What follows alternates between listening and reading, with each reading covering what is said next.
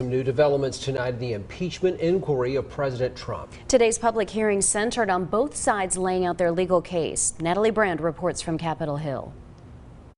CBS News has learned that House Democrats are expected to move forward with 2 articles of impeachment against President Trump: abuse of power and obstruction of Congress. Earlier, Democratic and Republican lawyers and lawmakers clashed over process and evidence as they made final arguments during Monday's hearing. President Trump used the power of his office to pressure and induce the newly elected president of Ukraine to interfere in the 2020 presidential election for President Trump's personal and political benefit. There is no indication of bribery, extortion, or other illegal conduct. The call is not the sinister mob shakedown that some Democrats have described. Democrats say the president abused his power and obstructed justice. If, in fact, President Trump can get away with what he did again,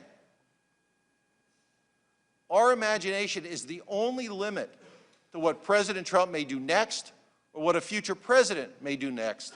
Republicans argue Democrats just want the president out of office. We don't have a crime. We don't have anything we can actually pin, and nobody understands really what the majority is trying to do, except that interfere and basically make sure that they believe the president can't win next year if he's impeached. White House lawyers declined to participate in today's hearing. Instead, President Trump sent a flurry of short tweets denouncing the proceedings. This hearing has been especially contentious, with lawmakers frequently sparring and a disruption at the start.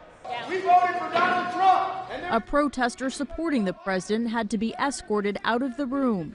The point of order is he's inappropriate to be up here asking questions. That is not a point of order. He's here in Republicans repeatedly challenged Chairman Jerry Nadler about how he was conducting the hearing. The committee could finalize articles of impeachment this week. Natalie Brand, CBS News, Capitol Hill.